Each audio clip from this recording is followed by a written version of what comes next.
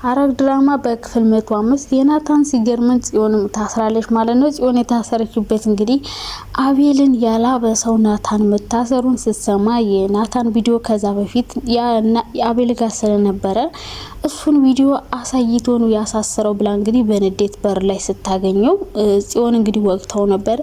ይሄን ነገር እንግዲህ ማን እንደመለከተ ባይታወቅም ጽዮን ታስራለች ማለት ነው። ልክ እንደ ናታን ግን የጽዮንን መታሰር እስካሁን ድረስ አያቅም። ኤፍራታ በሁኔታው በጣም ተደናግጣ ነበረ። ያፌትን እንደዚህ ስትወቀው ምን እንደተፈጠረና ችግሩ ምን እንደሆነ እንግዲህ ለመጠየቅ ስትሞክር ነበር ናታን መታሰሩን የሰማችው።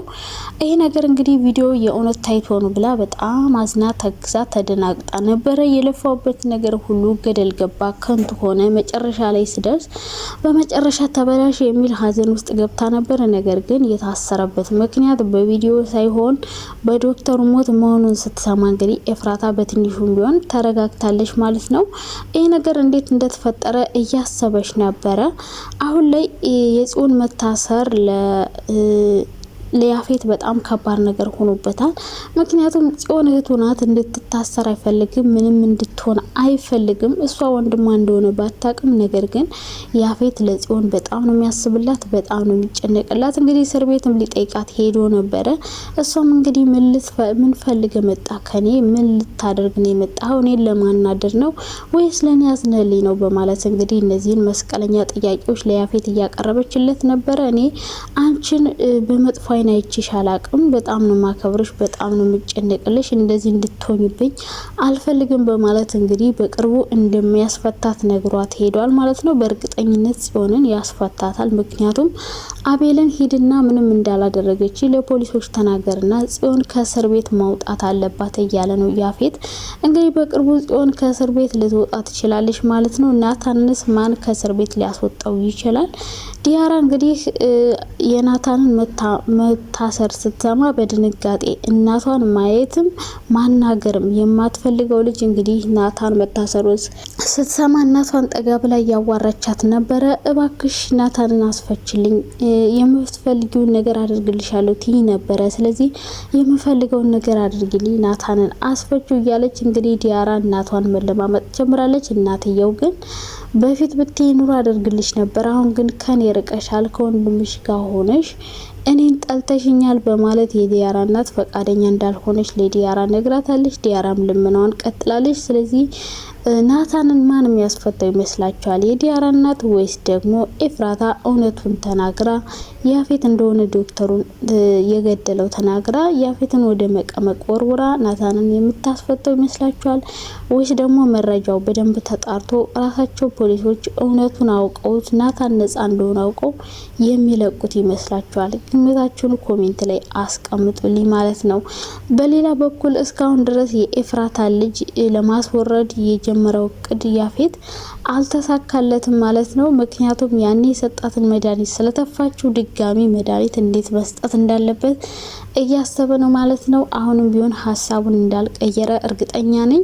እንግዲህ የኤፍራታ ልጅ ያፌት አሁንም ቢሆን እንዴት ሊያስወርደው ይችላል? ወይስ ደግሞ ኤፍራታ ሌላ የጀመረችው እቅድ ኖሯት እሱን ነገር አሳክታ ከዛ ቤት የምትወጣ ይመስላችኋል? ግምታችሁን በኮሜንት አስቀምጡልኝ ማለት ነው። ሰላም ውዴ ቻናሌ ቤተሰቦች እንዴት ናችሁ? ደህና ናችሁ? እኔ በጣም ደህና ነኝ፣ እግዚአብሔር ይመስገን። ለዚህ ቤት አዲስ ከሆናችሁ ላይክ፣ ሼር፣ ሰብስክራይብ፣ ሀሳብ አስተያየት ኮሜንት ላይ አስቀምጡ። እንግዲህ ሐረግ ድራማ በክፍል 110 ብዙ ነገሮች ተፈጥረዋል። ክፍል 111 ላይ ደግሞ በጣም ብዙ ነገሮች ይፈጠራሉ ማለት ነው። አንደኛው ነገር በክፍል 110 ከተፈጠሩት ነገሮች የጽዮን መታሰር በጣም የሚያሳዝነው ፓርት ነው ማለት ነው። ጽዮን መታሰር የለባትም ነበር። ይህ ነገር ለኤፍራታ በጣም መርዶ ሆኖባታል። በተለይ ናታን ይህን ነገር ሲሰማ ምን ሊል እንደሚችል መገመት አይከብዳችሁም። እንግዲህ የጽዮን መታሰር በጣም ነው የሚያሳዝነው። ቢኒያምን በጣም አዝኖና ተክሶ ነበር፣ ግን እንዴት መውጣት አለባት የሚለውን ነገር እያሰቡ ይገኛሉ። ግን ያፌት ሊያስፈታት እንደሆነ እንግዲህ ሄዶ ነግሯታል። ሌላኛው ሉሊት ናት።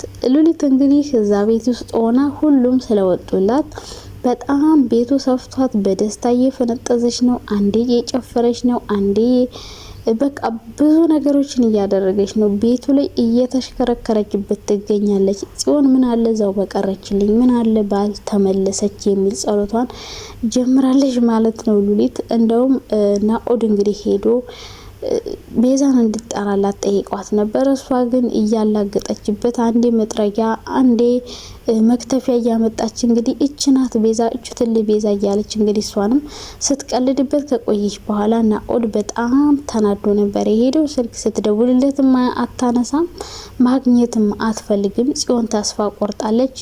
ቤዛ ተስፋ የቆረጠችበት ደግሞ ሄዋን እንግዲህ ፖሊስ መስላ ስትሰልላት እንደቆየች ስታቅ ፖሊስ እንደሆነች የሄዋንን ፖሊስነት ከሰማች በኋላ እሷ ግን ሄዋን ጓደኛዬ ናት ብላ ነበር የምታስበው። እሷን ለመፈለግ እንግዲህ ማስታወቂያ እያወጣች ነበረ እንግዲህ የሰማችው ጽዮን ሄዋን ፖሊስ እንደሆነች እንጂ ለቤዛ ለጓደኝነት እንዳልቀረበቻት እሷን እየሰለላቻት እንደነበር እሷን እንዳሳሰረቻት ስትሰማ ከዛ በኋላ ቤዛ ሰው በቃኝ ማንንም መቅረብ አልፈልግም ማንንም አላምንም ብላ እንግዲህ ቆርጣ የተነሳች ትመስላለች።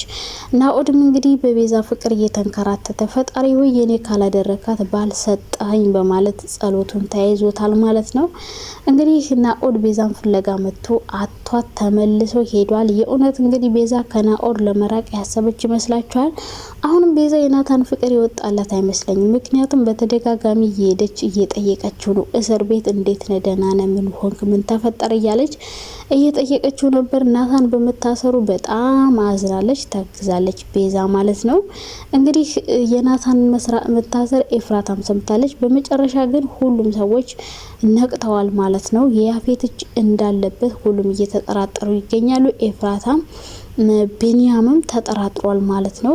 እንግዲህ ያፌት እጁ አለበት እዚህ ጋር እያለ ነው። ናታን ራሱ ተጠራጥሯል። እንግዲህ እኔን ወጥመድ ውስጥ ያስገባኝ ያፌት ነው እያለ ነው እየጠረጠረ ያለው ናታን እንዳሰበው አይደለም ነገሩ። ግን ዶክተሩ ናታን እንዲያገኘው የፈለገው ስለ ኤፍራታ እውነታው ሊነግረው ነበረ። ነገር ግን ያፌት ደግሞ የዲኤንኤ ውጤቱን ዶክተሩ አበላሽቶበት ስለነበረ ማቃየሩን ስላወቀበት እሱን ሊያወጣበት ስለሆነ መረጃው እውነቱ ሊወጣ ስለሆነ ቀድሞ ዶክተሩን ማጥቃት ስለነበረበት ያፌት እንግዲህ በጂፒኤስ ተከታትሎ ነበረ ዶክተሩን ሊያጠቃው የቻለው። እንግዲህ የዶክተሩ ገዳይ ትክክለኛው ገዳይ ይታወቃል ወይስ ደግሞ ናታን ያላበሰው ታስሮ እዛ ቤት የሚማቅቅ ይሆናል ማለት ነው። ካለበለዚያ ግን ኤፍራታ እውነቱን አውጥታ ናታንን ከስር የምታስፈታው ነው የሚሆነው። ገነት እንግዲህ እዛ ቤት ሰነባብታለች ማለት ነው።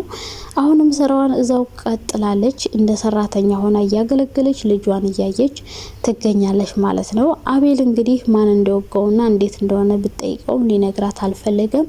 በመጨረሻ ግን ያፌት ጽዮንን እንዲያስፈታለት ምንም አላደረገችኝም ብለ መስከርና ጽዮንን አስፈታልኝ እያለው ነበረ። ያፌት እና አቤል ግን በጭራሽ እንደዛ ላደርግ አልችልም። እኔ ተወግቼ እንዴት ነው አንተ እሷ ምንም ያልሆነች ሰው ለምን ታሰረች ብለ የምትጨነቀው? ለኔ ሳትጨነቅ ለምን ለሷ ትጨነቃለ? በማለት እንግዲህ ከያፌት ጋር ከባድ ሰጣ ገባ ናቸው። በመጨረሻ ግን ራሱ አመልክቶ እንዳሳሰራት እንደዚህ ማድረግ እንደማይችል እየነገረው ነበረ።